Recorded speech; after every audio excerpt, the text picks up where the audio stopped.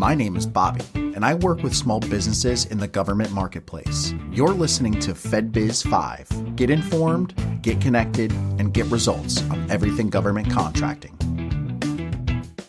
We are back with another episode of FedBiz 5. Bobby Testa here, and as always, ready to offer you some knowledge in the government contracting arena.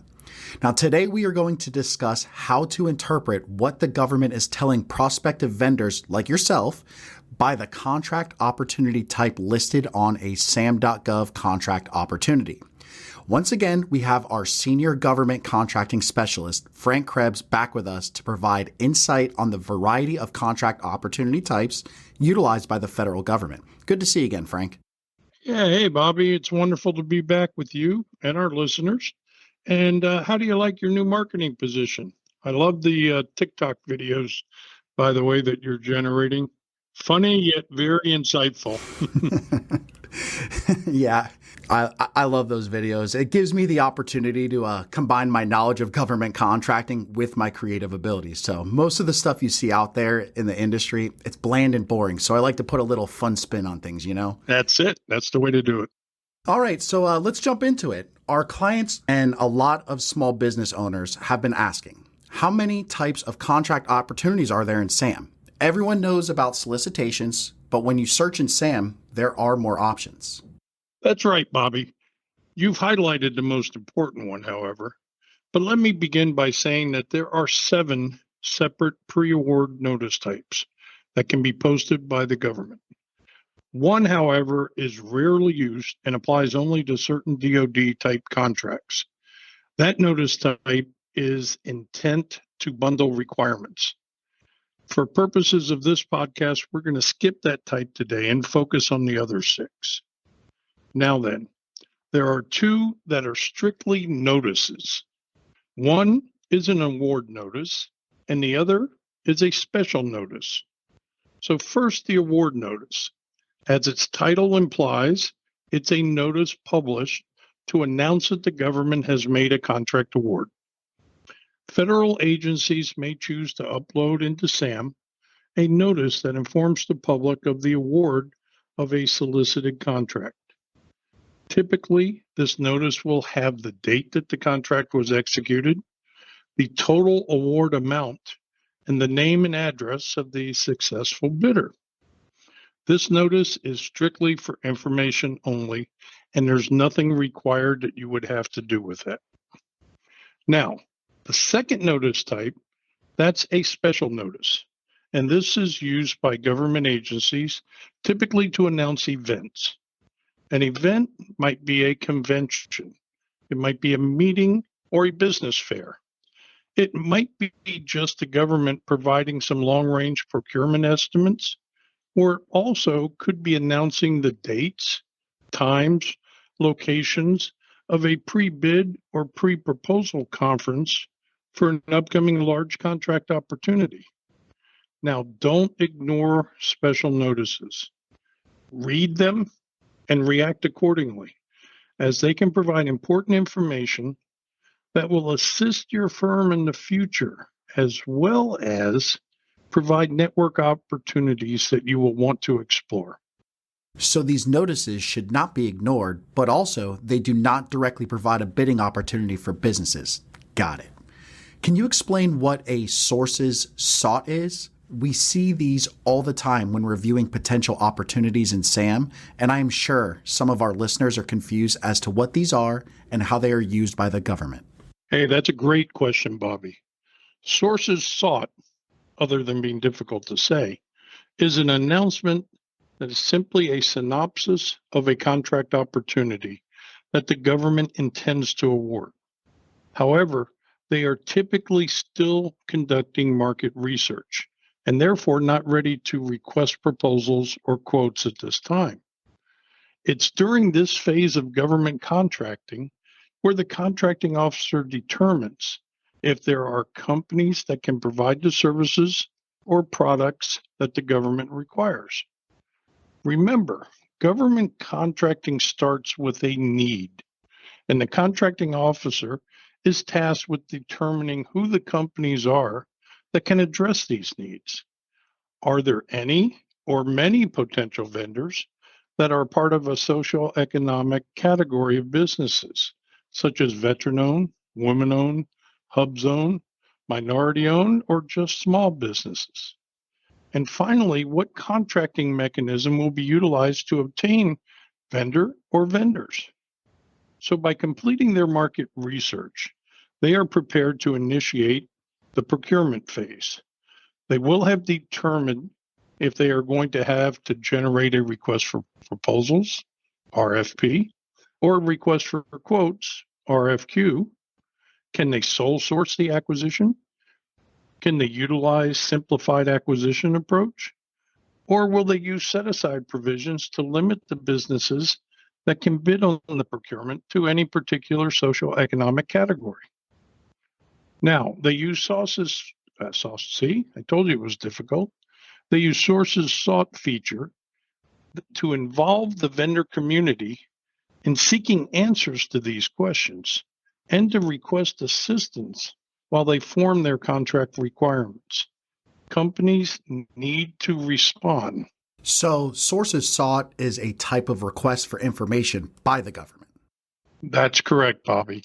Sources sought is the process by which a government agency conducts a request for information, or RFI for short. An RFI is a vital part of the contracting officer's market research process, and it's where the government seeks answers to questions that they still have related to this upcoming procurement. Now, new or newer vendors to government contracting will definitely want to focus on these. If the potential opportunity is related to your line of work, this is now your opportunity to market your firm directly to a government contracting officer that is procuring this product or service. You can respond to any or all of the government's questions. However, at a minimum, reply to the information request with a short email stating your company's interest in working with that agency, and make sure to include your capability statement. Now, even if the exact opportunity is not a perfect match with your capabilities, take this opportunity anyway to introduce your company to the government. And most importantly, highlight the benefits the government receives by working with your firm. Replying to a sources sought or RFI does not commit your firm to bidding on that contract when the solicitation is released, but it is a valuable marketing opportunity that you must take advantage of so that your company becomes visible to that specific buyer at that agency who's procuring what you do. And thanks, Bobby, for highlighting that for our audience. Of course. You and I both know the government tends to use a lot of terms that will confuse most, so breaking it down in layman's terms is crucial to learning government process and, well, why we are here. That is phenomenal advice, Frank. All right, so we have covered special notices, award notices, intent to bundle requirements, and sources sought. Well, that leaves us with 3 contract types left. Want to break that down for us? Absolutely. The first one is pre-solicitation. And again, as the name suggests, the solicitation has not yet been announced. Pre-solicitation notices are not always used, but they are designed to make vendors aware that a solicitation is forthcoming. Often, the government agencies will post an interested vendors list, which helps the government in determining if there are qualified vendors who can perform the scope of work they are requesting. The contracting officer uses this list to gather information on the interested vendors, which helps to expedite the overall contract process. It might also assist in determining if the government can set aside the procurement for small businesses. So read these carefully, as you can gain valuable information on the upcoming procurement, specific performance requirements that the procurement will be offering, and by adding your company's information to the interested vendors list if posted, will assist in making your firm visible again to that contracting office and potentially steering the procurement in your direction. Exactly. Great advice about making your company visible, actually. For our listeners, we just discussed ways to make your company visible to the government in our previous podcast. So if you haven't listened to it, do yourself a favor, download it next. Now, we have 2 types left, Frank. What is next? All right. I've saved the most important types for last. These 2 are very similar, so we'll discuss them together. These final 2 types are solicitation and combined synopsis/solicitation.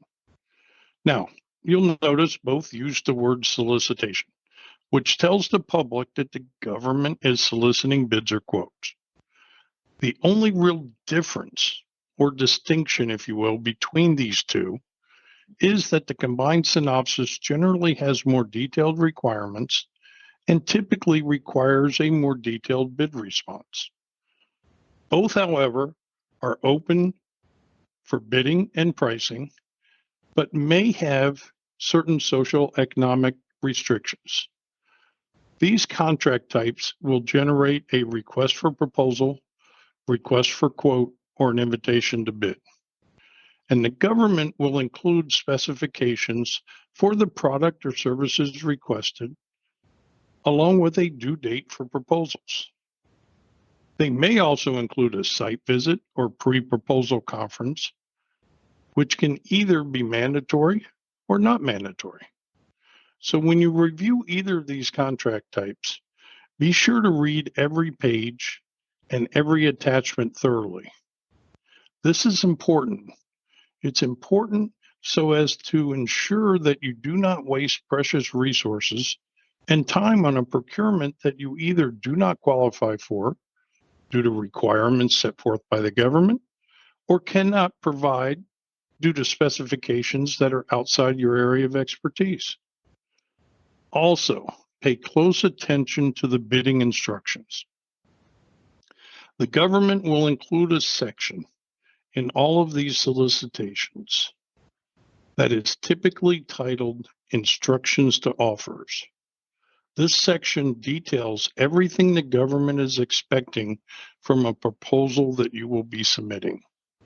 Now, you must follow this information exactly or risk that your proposal is excluded from the evaluation process. It's also recommended that you review the section that describes their evaluation process. The evaluation process section explains the process that they will be following when evaluating the proposals received, and it provides useful insight into the areas you must focus on when responding. Outstanding stuff, Frank. As always, you provide our audience with some incredible information. It was great having you back on FedBiz 5. Oh, you're welcome, Bobby. And hey, it's always great to be with you. And I hope the information assists those listeners who are out there reviewing opportunities in SAM.gov. Remember, each of these contract types play a specific role within government contracting. But the key is to make sure that you use each of these to your advantage. Thank you for listening to the FedBiz 5, where you get informed, get connected, and get results on everything government contracting. Today's podcast is made courtesy of FedBiz Access, government contracting made simple. Visit them at FedBizAccess.com, where you can find all of the FedBiz 5 podcasts, related blogs, government contracting news, and of course, information on the various products and services that can assist your business in becoming visible to the government buyers. FedBiz Access can be reached by calling them at 888-299-4498.